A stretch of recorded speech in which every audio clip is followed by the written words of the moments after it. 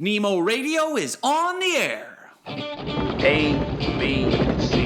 A, always, B, C, closing. Always be closing. Always be closing. Surely you can't be serious. I am serious. And don't call me Shirley. Put that coffee down. Coffee's for closers only. Come after me! I'm a man! I'm 40! Hey, it's John Nemo. Welcome back to another episode of Nemo Radio. Wow. Okay. What? I'm like speechless. I'm flabbergasted. Here's the lesson of today's episode. Here's the core thing I want to talk about. You win or lose based on client selection. And I just won the freaking Super Bowl by not signing a client. I just got off one of the most bizarre, contentious sales calls I've ever had. One of the shortest sales calls I've ever had, because I basically told the guy, heck no, get out of here, you're nuts. And it felt great. It felt so good. It felt so good to not be desperate. It felt so good to have an abundance mindset. It felt so good to tell that person to take a hike. It felt so good to not give up leverage. It felt so good not to kowtow and worry. And this is something that's taken me a long time to come around to. So much of sales success starts with mindset. Your mindset is the magic behind whether or not you close sales and do well on sales calls. And the first and foremost thing that so many people struggle with on sales calls is an abundance mindset. Almost every person I know in sales, myself included, really struggles with scarcity. If I don't close this deal, oh no. What if I don't get another lead? Like, what if I don't have another opportunity?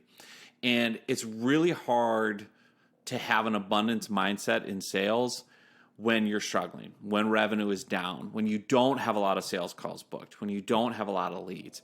And what happens in a scarcity mindset is you put pressure on yourself, you tense up, and then also you give up your leverage. You have what my friend Paul Klein talks about, the stench of desperation, where you're like, what do you need from me? What hoops do you want me to jump through? I'll do anything.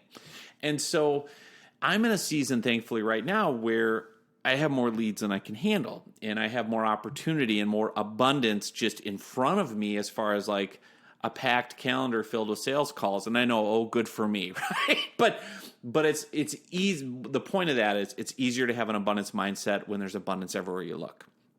And even if you don't have 10 sales calls booked today, what I've trained myself to remember and think about is how easy it is to generate leads and how big the playing field is and how simple the opportunity is. So let me back up a little bit and really talk about how to set yourself up for an abundance mindset with lead generation and sales. Now, my playground is LinkedIn. I run a done-for-you LinkedIn lead generation agency, so I'm obviously spending all day, every day on LinkedIn generating leads. You might be using Facebook, Instagram, Twitter, YouTube, TikTok, and therein lies the thing. LinkedIn, as an example, has almost 1 billion with a B members. 2 new members are joining every single second. Basically, every professional on planet Earth who has any kind of job or role at a company or owns a business is on LinkedIn and is findable. They have a searchable database. I can make lists today of every key person I want to reach out to. So there's no shortage of people on LinkedIn for me to reach out to. There's no shortage of leads and opportunity.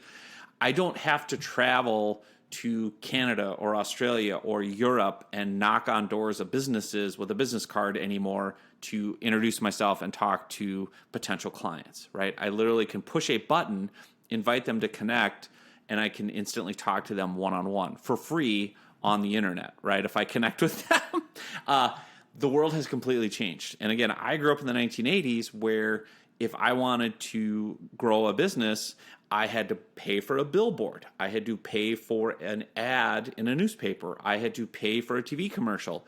Or I had to walk around neighborhoods like people still do here in my neighborhood and literally knock on doors. Or I had to go call on businesses and talk to gatekeepers, administrators, secretaries to try to get into the office to talk to the leader of the business. That has all changed. That has all changed. You can instantly, with LinkedIn, make a list of every hospital CEO in the state of Minnesota where I live, and you can filter it by the size of hospital, how long they've been the CEO, and I can literally push a button and send them a direct one-on-one message. I can knock on their proverbial online door instantly from the comfort of my own home, sitting here in my t-shirt and shorts. So that's that first flip you need to have of like, there's no shortage of leads. There's no shortage of opportunity. It's never been faster and easier and more efficient to find your prospects online, especially with social media platforms, especially with publishing and creating and sharing content that demonstrates expertise and helps people get to know, like, and trust you. Like, that's never been easier, right? So that's step one of the abundance mindset is like, dude, I just need to get busy on LinkedIn. Like for me, and go, there's 1 million leads out there, well, 1 billion leads. I just need to go talk to them and get in front of them and learn. And I can send 100 messages on LinkedIn in 1 hour as opposed to driving to 100 businesses across town and knocking on doors, and I may or may not get to talk to the decision maker, and all the time wasted driving and all that and coffee meetings and everything else. So that's why you want to put yourself in that abundance frame on sales calls. This for me, and I'm talking to myself, like I never want to be, and you never want to be in a position where you desperately feel like I'll do whatever it takes to get the sale, because you don't want to do that. And the reason is you win or lose based on client selection. So what happened in this case, and I'll kind of back into this sales call because I think there's so many valuable lessons here around lead generation and qualifying leads, and then the actual sales call and leverage. So step one was this person connected with me on LinkedIn, didn't know me at all, right? And then wanted to talk about done-for-you services. And so, okay. And what I don't like to immediately hop on the phone with someone or on Zoom who's never heard of me, because the amount of trust I have to build in that, 30-minute, 60-minute call to, in that prospect's mind, feel comfortable investing in done-for-you LinkedIn lead services is enormous, right? Starting from zero with someone you never met. Now, if I'm selling him a product for $1, there's a lot less trust needed to be built than if I'm selling you a $10 or $20 or $100,000 or $1 million package, right? So the thing about it is, what I have found is you want to qualify people as much as possible with content. My business coach, John Michael Morgan, talks about indoctrinating people to your brand. You want to indoctrinate them to your brand. And so that's why I have all this content. So literally I'm holding up props here on my video. I've got books and I've got ebooks and I've got videos and I've got webinars. And what I try to do before I ever talk to anyone live is give them free content. So literally, if you're a business coach, I'll give you a free book that says LinkedIn Lead Generation for Business Coaches and Consultants. And it will literally have all these examples and case studies and images and examples of how business coaches and consultants can use LinkedIn for lead generation. And then I've got one. Where is it? This is very exciting, live, real time. I've got one for franchise consultants. Where did that one go? So if you're a franchise consultant, you get a book. It's like Oprah. You get a book, and you get a book, and you get a book, right? But the idea is, on LinkedIn, with my lead generation approach, the riches are in the niches. So I know that a business coach or a franchise consultant is going to want to know a couple of things if they're engaging with me. Have you ever worked with someone like me? Do you know anything about my industry? Do you have any proof or examples of people just like me who use LinkedIn to be successful? Because again, a business coach or consultant, they're going to say, well, okay, I've seen you've had success with franchise consultants, but what about me? What about business coaches? Because franchise consultants are different. They're not the same as me. Now, the funny thing about LinkedIn and lead generation and sales and marketing is it's all the same. It's all the same. But again, we're not dealing with logic here. We're dealing with human beings that are emotional, right? And the number one, I learned this early on when I worked with debt collectors. So my first client, my whole backstory, and it's in the book here, LinkedIn Riches, which you can get free copies of all of these, by the way. If you go to nemomediagroup.com, you can get all these books for free. All digital, PDF, audiobook for some of them, if I have it, for free. And the reason is simple. Content is currency. Content is the currency that buys people's time, attention, and interest.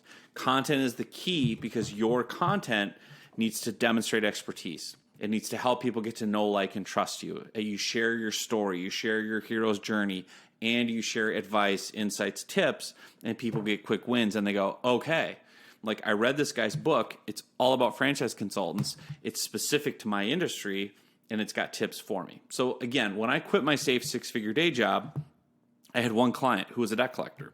And the reason he hired me and the reason I was able to jump and start my own business was I had spent 2 years working as a PR guy for a debt collection trade association. So I spent 2 years learning the debt collection industry. I knew all the laws, I knew all the issues, I knew all the legal stuff, I knew all the terminology, I knew all the jargon, I knew the unique challenges that debt collectors face from a business perspective, political perspective, PR perspective, for sure, right? Negative PR around debt collection. So that guy trusted me. He's like, you know the industry, man.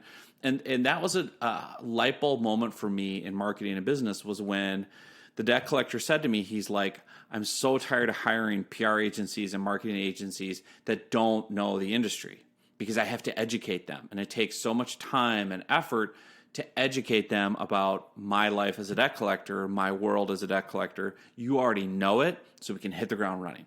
You can just do the marketing. So that's the key and why I niche everything.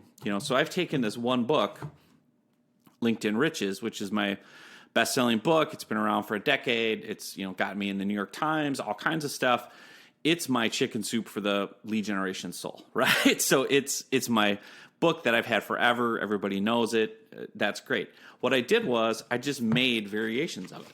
So I made LinkedIn lead generation for the business coach's soul, and I made LinkedIn lead generation for the franchise consultant's soul, and I'm working on a new one, LinkedIn lead generation for the small business owner's soul, LinkedIn lead gen for the digital agency's soul. I'm gonna, LinkedIn lead generation for the attorney's soul, because what I'm gonna do is take the same core lessons from this book and just apply them to specific industries. And it's a very simple way to scale yourself with your content where you take the same core lessons, and that's where I stole it from, was the Chicken Soup for the Soul series, right? Chicken Soup for the Soul was this huge book in the 90s, these great inspirational, heartwarming stories, and they figured out very quickly, like, hey, we should niche this.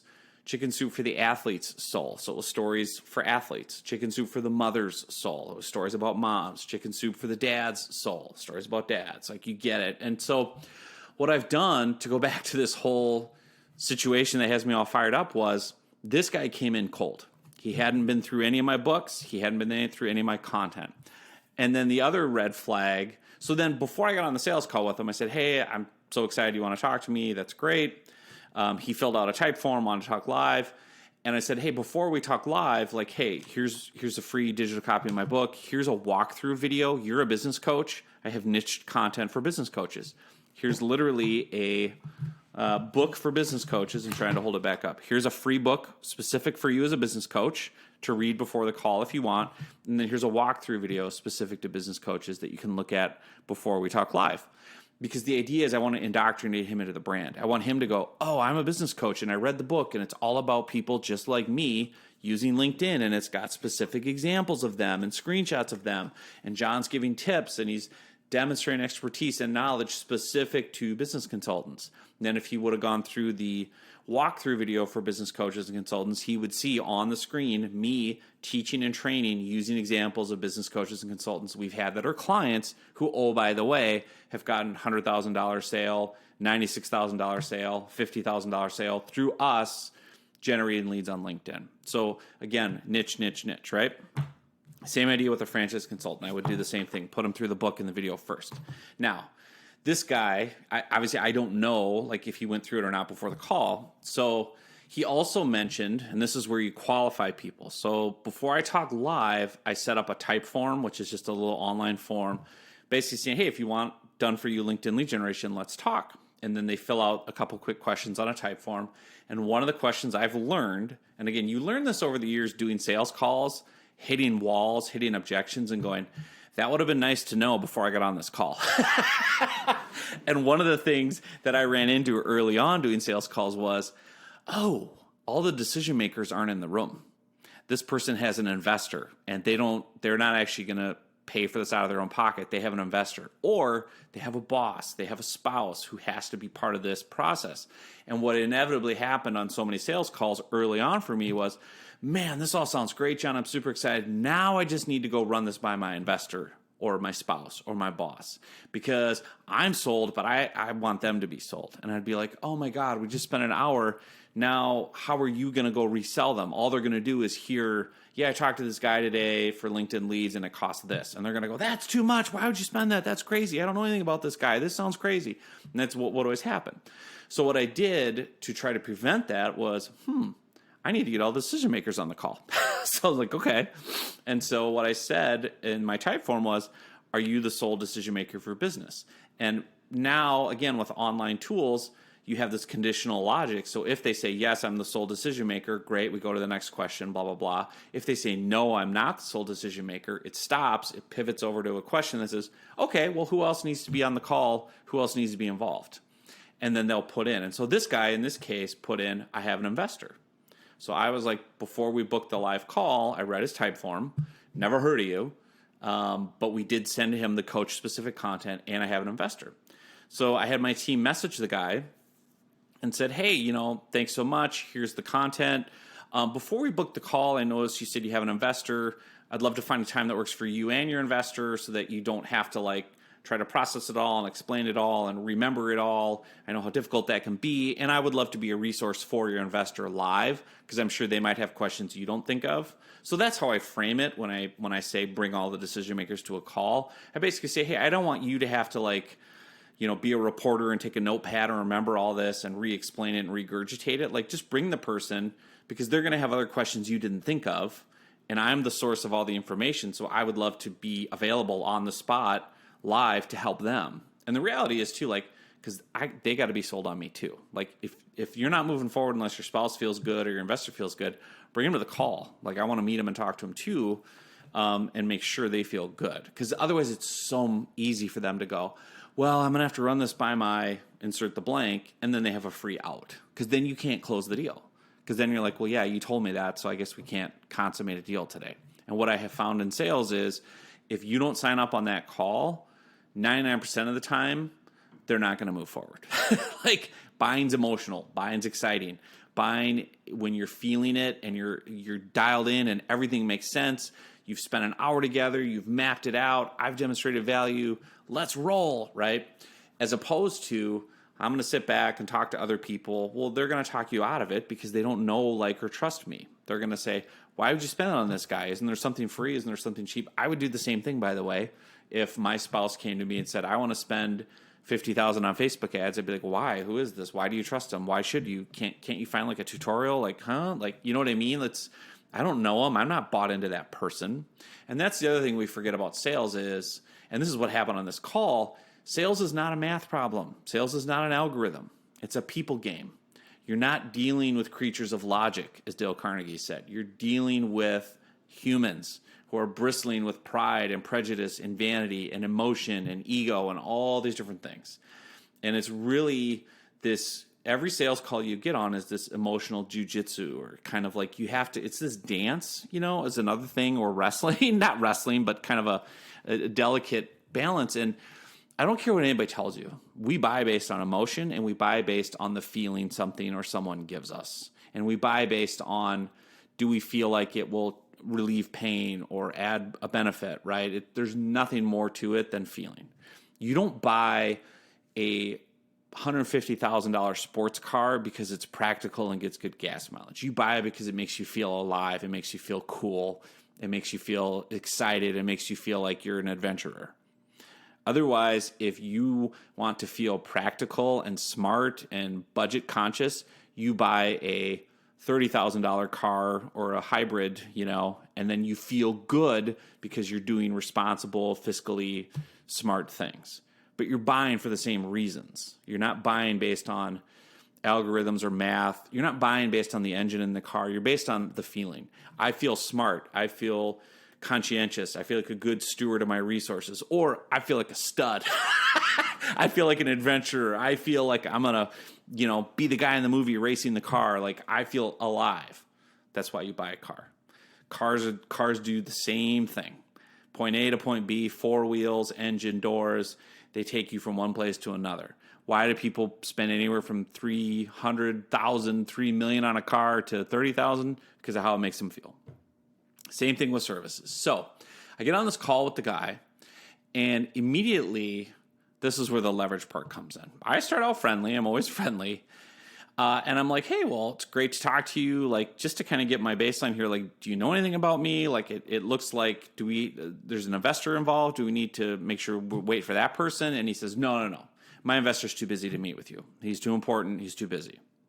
Oh, so there's a mystery investor who's too important. So I'm skeptical because I don't know this guy either.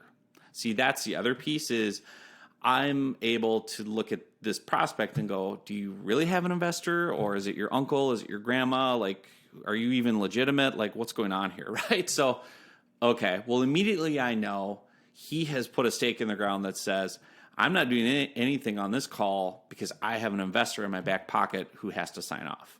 So I immediately am going, well, I'm not going to be able to close this sale no matter what. So now I pivot to, okay, do I want to play the game with this guy and present everything to his investor and hope it goes through, or do I want to kind of cut bait, right? Because, again, abundance mindset says, I got plenty of other leads who don't have shenanigans. I have plenty of other leads who are not going to have an investor and a board of directors and secret meetings who are just like, yeah, I want to work with you. Here's my credit card. And so I've intentionally set up my business to not target corporate clients, to not target people with investors for that reason. I hate red tape. I hate shenanigans. I'll never forget the crowning moment of this was somebody from State Farm Insurance wanted to buy one of my online courses. This is like 10 years ago for like $500 or something. And it took them 9 months to get corporate approval to buy my LinkedIn course. I had to fill out 3 PDFs. I had to fill out vendor forms for State Farm Insurance. I had to fill out give blood. Basically give blood. It was so ridiculous, the amount of red tape I had to jump through and the amount of follow-up for 9 months to get this person to get corporate approval to buy a $500 course, as opposed to doing a live webinar and people entering their card on the webinar and buying. And I'm like, would I rather go to the individual with the buying power and the actual business owner, or the corporate behemoth where, sure, you can, in theory, get a bigger paycheck at the end of the day, but there's all the red tape and all the committees and all the meetings. And so the beautiful thing about business is you can set yours up however you want. You don't have to do it the way I do.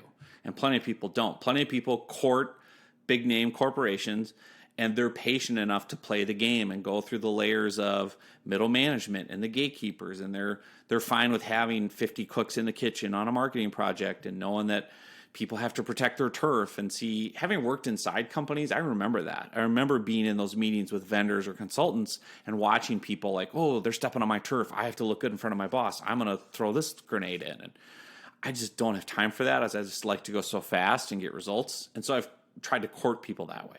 So that's a red flag on this call with that guy. If I've got an investor, oh, you're going to have to please that person, but they're so busy and so important, they won't deign their time to talk to you. Okay, fine. Like, maybe your investor's Warren Buffett. Totally, in that case, fine. You know what I mean? Like, sell me something. And the great irony of this whole sales call and why I'm so fired up is this person was a soft skills communications trainer.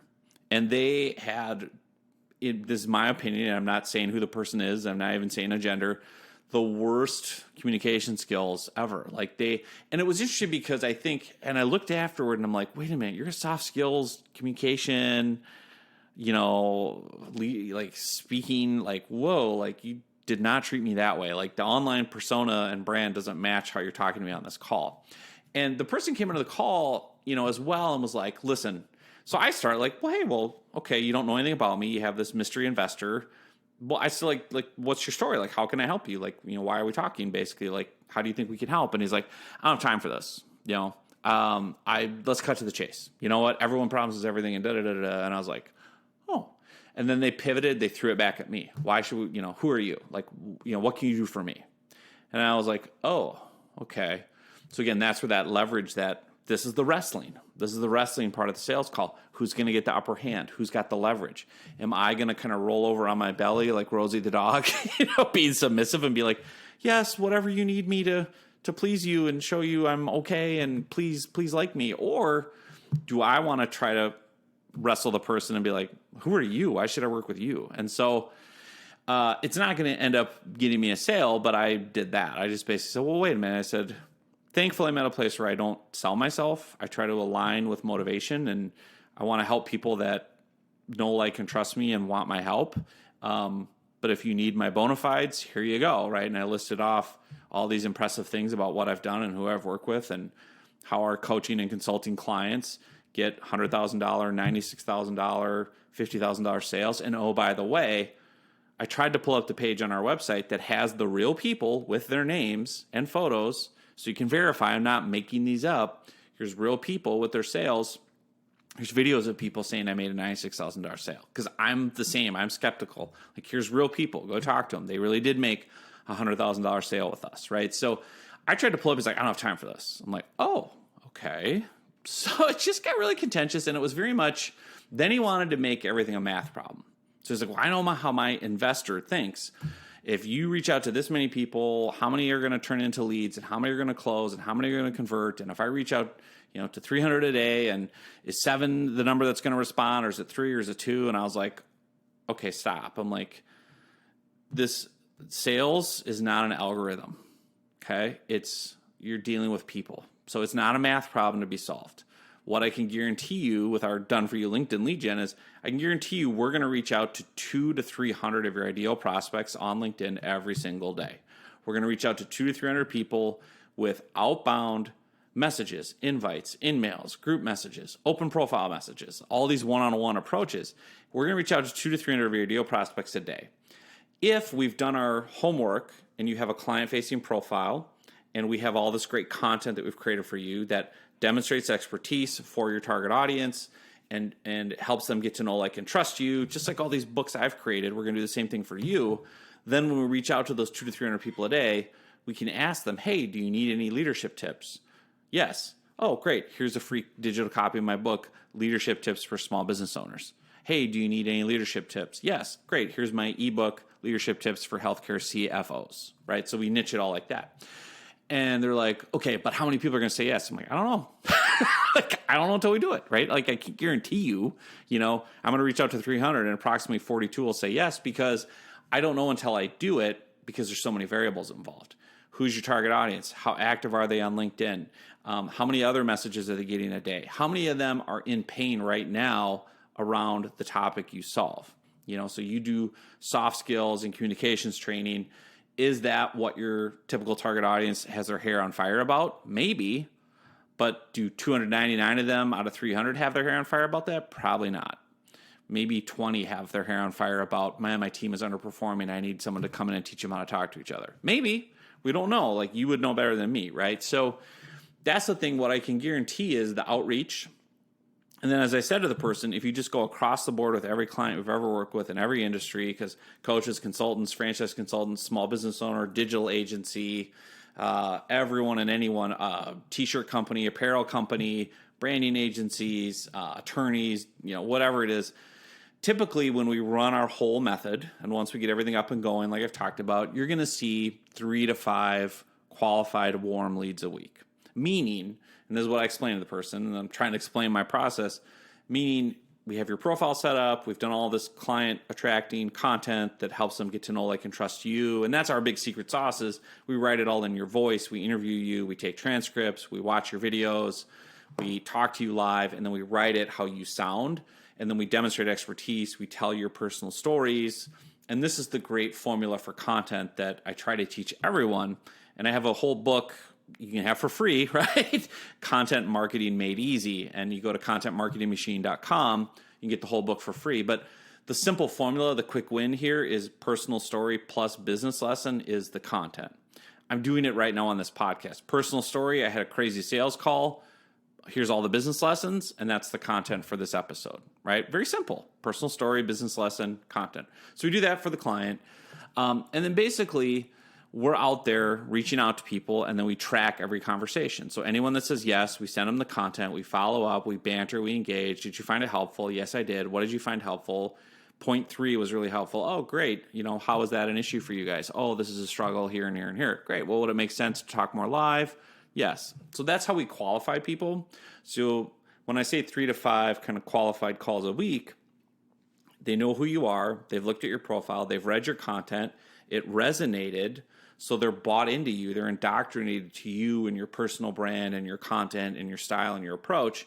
And they have a problem and want to talk. So that's why they're very qualified leads, as opposed to just connect on LinkedIn, spam with a calendar request, spam with a phone number. There's your lead. Good luck, right? Because it's so much harder. So then I'm explaining to the person, and they just keep wanting to make it a math problem. Well, okay, if you reach out to 300 for me, well, how many do you think will respond? And because I'm going to take that back to my investor, and he's going to look at the ROI, and I'm like, this is marketing, man. It's what's the ROI of a billboard? All I can guarantee with a billboard is we set somebody up there with a clicker, and they counted that 300 cars a day drive by the billboard. The only ROI I can guarantee you is if it's like Tuesday when 300 cars drove by, 300 people will see your billboard. I don't know how many you're going to call. The people, more ROI, the people who drive on this highway are typically steel workers that make this much money because they're driving to this company, which is a steel manufacturing.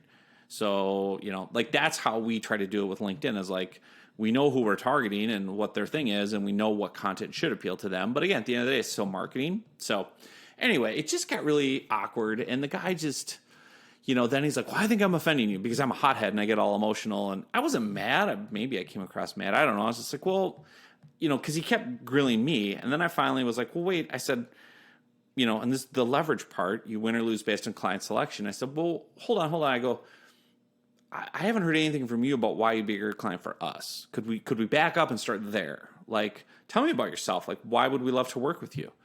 And he's like, well, obviously this isn't a fit. I'm like, oh, okay. Then yeah, it isn't. You won't.